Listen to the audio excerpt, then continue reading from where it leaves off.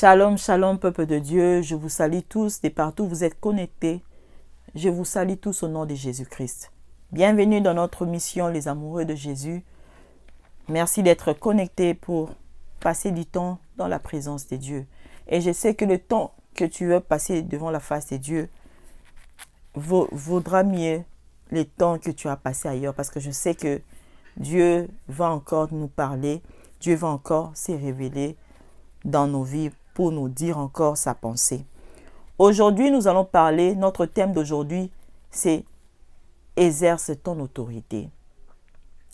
Bien-aimés dans le Seigneur, avant de commencer notre message, j'aimerais que nous puissions dédier ce temps à Dieu pour que l'Éternel se manifeste, que l'Éternel nous parle.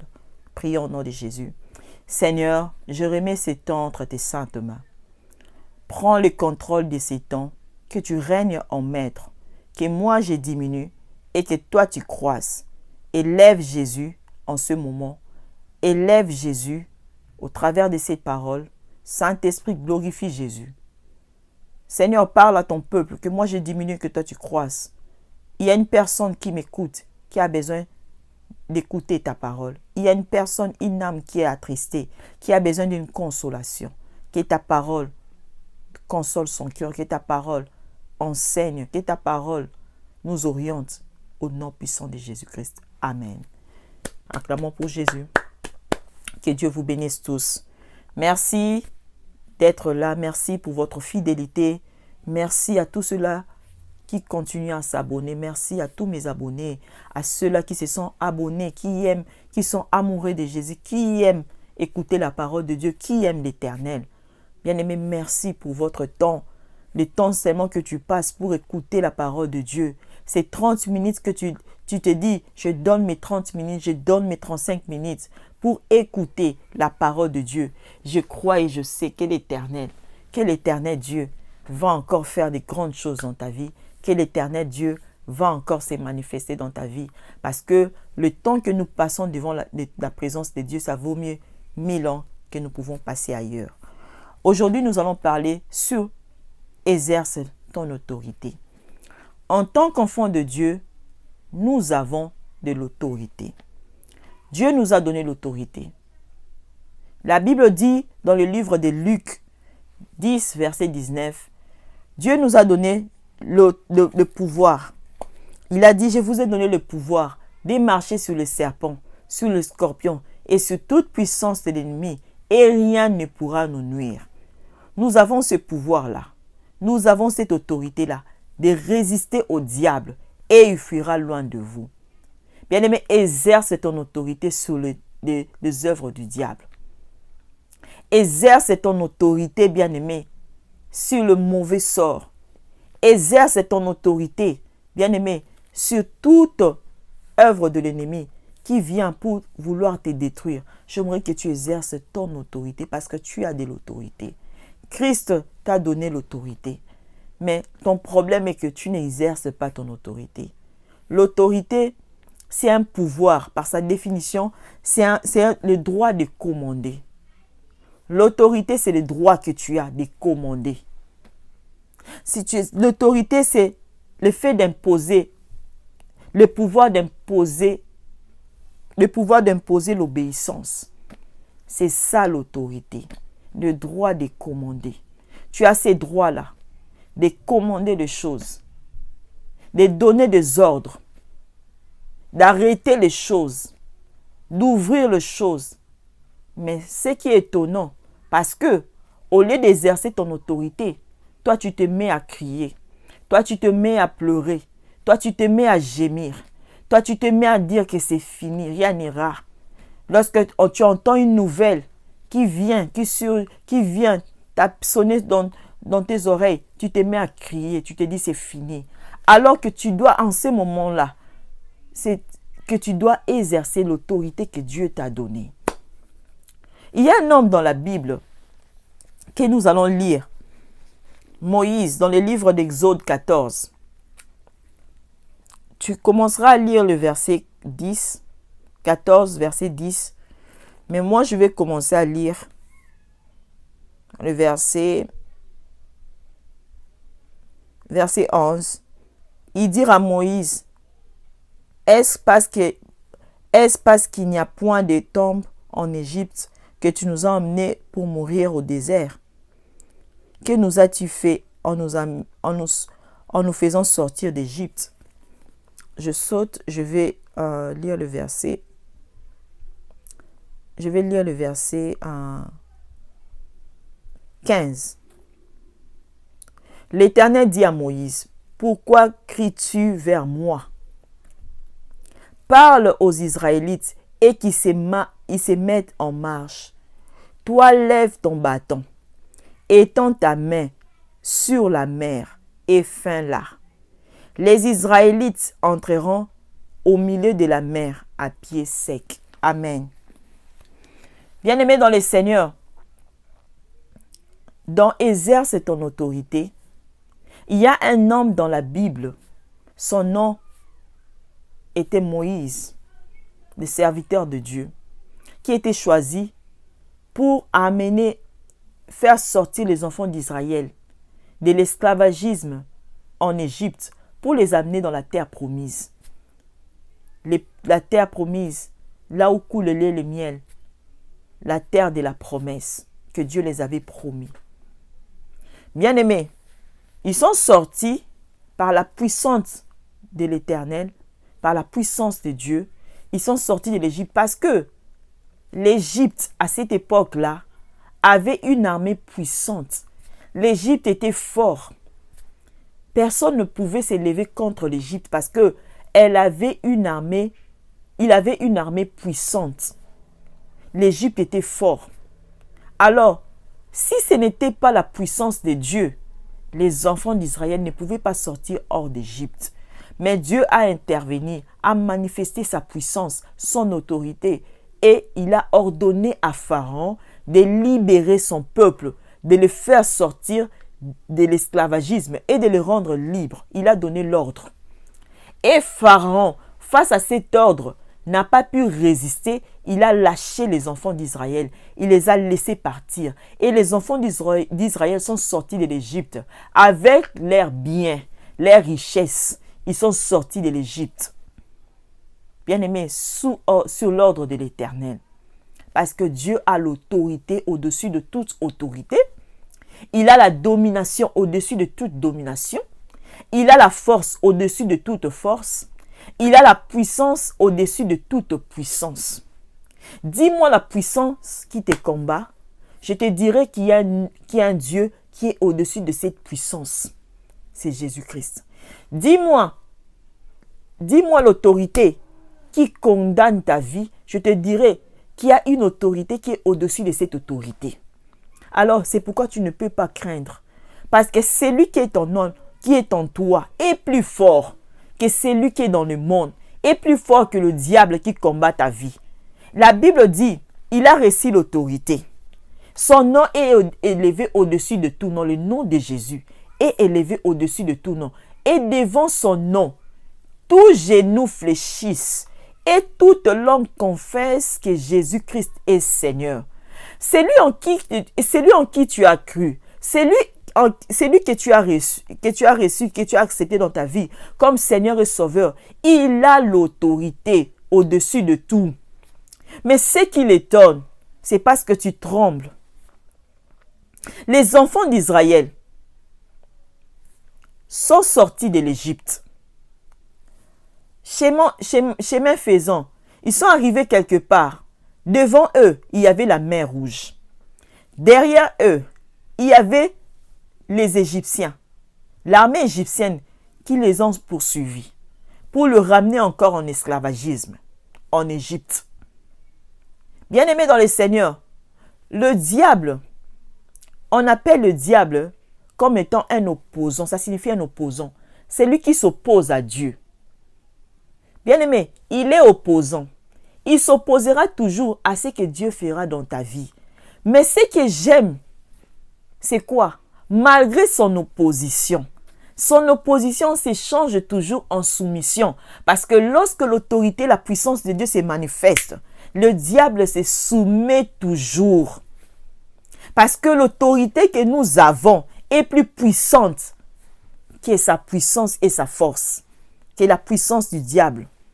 Vous savez, lorsque Dieu a jeté les diables, il avait jeté avec sa puissance. On l'a appelé l'ange des lumières. On l'a jeté avec toutes ses puissances. Mais sa puissance ne peut pas résister devant l'autorité de Dieu. Tu as l'autorité, bien-aimé.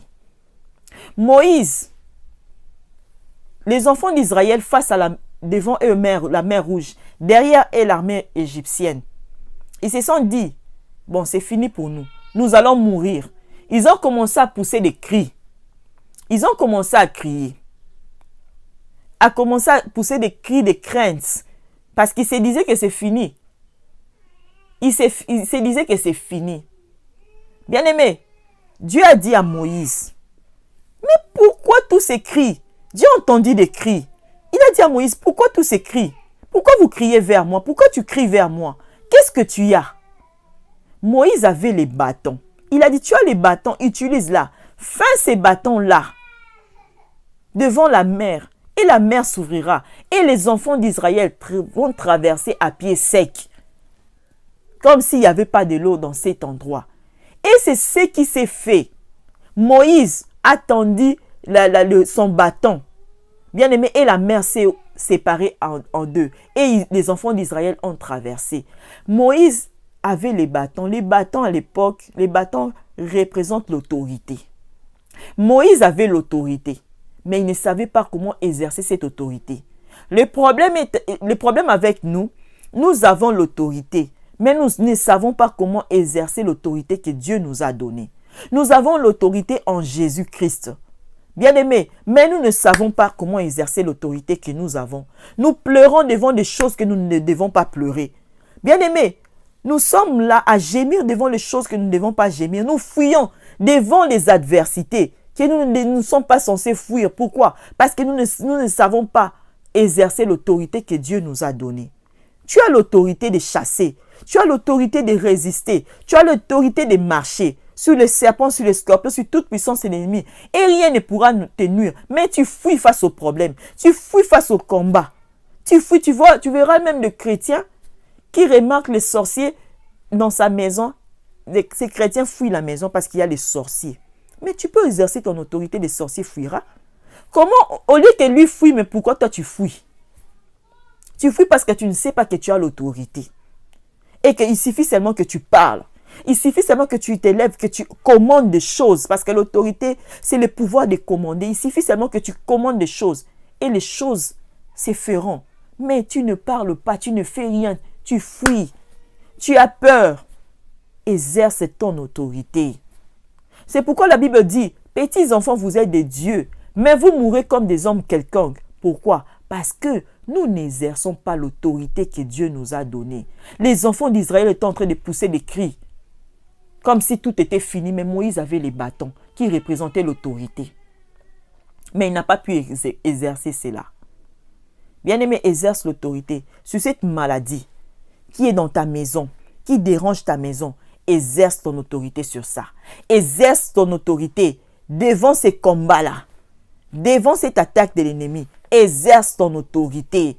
Tu vois les menaces de mort dans ta maison. Exerce ton autorité. Dis au diable, diable, je te chasse de ma maison. Toi qui as pris la forme de la mort. Toi qui as pris la forme de la destruction. Je te chasse de ma maison. Va loin de moi.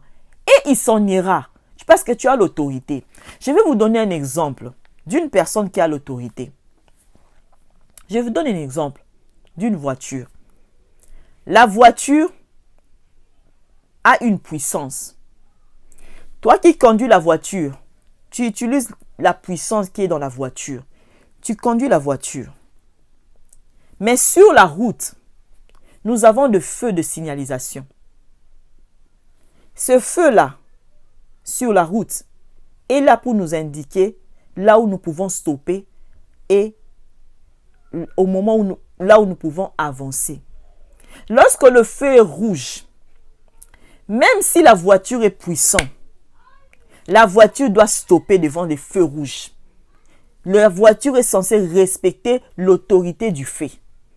Parce que le feu rouge, même si ces feux-là, la voiture par sa puissance peut écraser ces feux. Bien aimé, mais elle respecte. Toi et la voiture, vous respectez l'autorité du feu. Parce que vous reconnaissez en ce feu-là l'autorité. Parce que c'est lui qui contrôle la circulation. C'est ce feu-là qui contrôle la circulation. Vous reconnaissez son autorité. Bien-aimé, c'est comme moi et toi.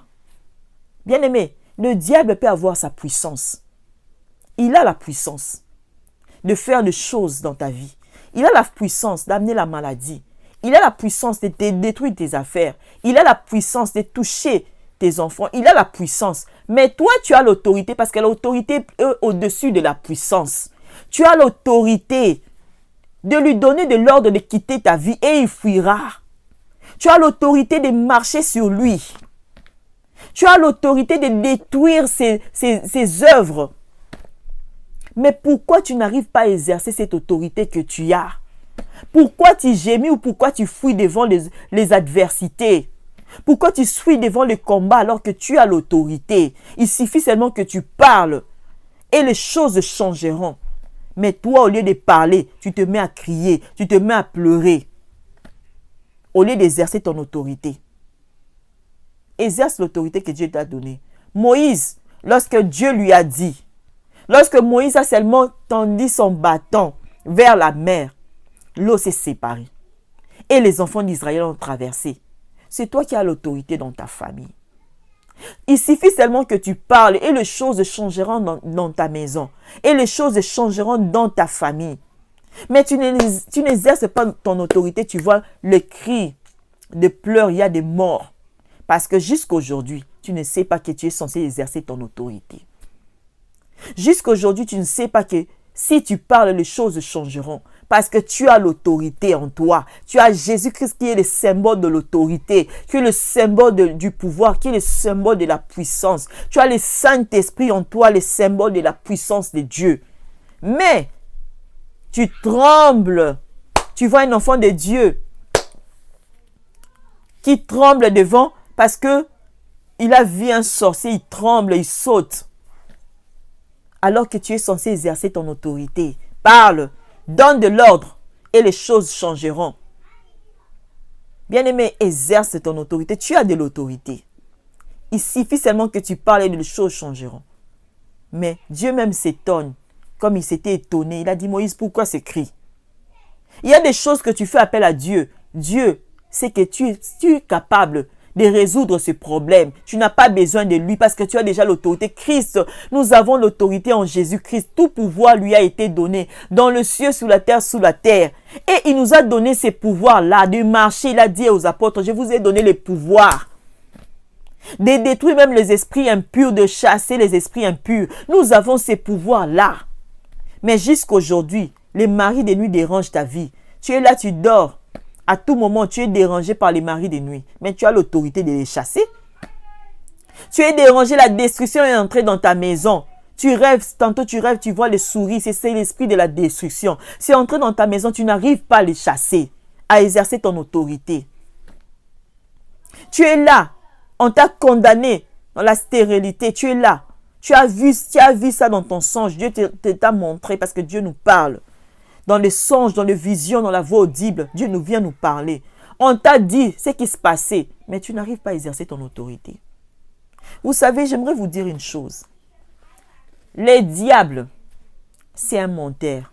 La Bible l'appelle le père de mensonges. C'est un menteur. C'est un menteur. C'est le père du mensonge. Il viendra te mentir, te dire des choses qui sont fausses. Comme il est venu vers Jésus, il a dit, si tu te jettes, Dieu enverra ses anges pour venir te prendre, pour que tes pieds ne puissent pas heurter contre une pierre. Bien-aimé, Christ l'a répondu, tu ne tenteras pas l'Éternel ton Dieu. Le diable vient avec des choses pour te pousser, pour te faire peur. Bien-aimé, ne crains pas ces choses parce que c'est un menteur. La Bible le qualifie comme le père de mensonges. Il vient te dire que toi, tu n'auras pas d'enfant. Et tu vas aussi à l'hôpital. Le docteur te dit tu n'auras pas d'enfant. Toi aussi, tu crois en ces paroles. On te dit que comme tu es là, comme tu n'as pas de diplôme, c'est fini pour toi, tu ne resteras pas dans ta vie. Toi aussi, tu crois en cela. On te dit que tel que tu es là, parce que tu n'as pas, comme tu es là, tu ne t'épanouiras pas parce que dans vos vies, il y a eu des cérémonies qui se sont faites dans ta famille. Toi aussi, tu crois en cela. On te dit des choses, des paroles de condamnation. Toi aussi, tu crois en ces paroles. Alors que tu as crié en Jésus comme ton Seigneur et Sauveur. Tu penses que le diable a l'autorité sur ta vie.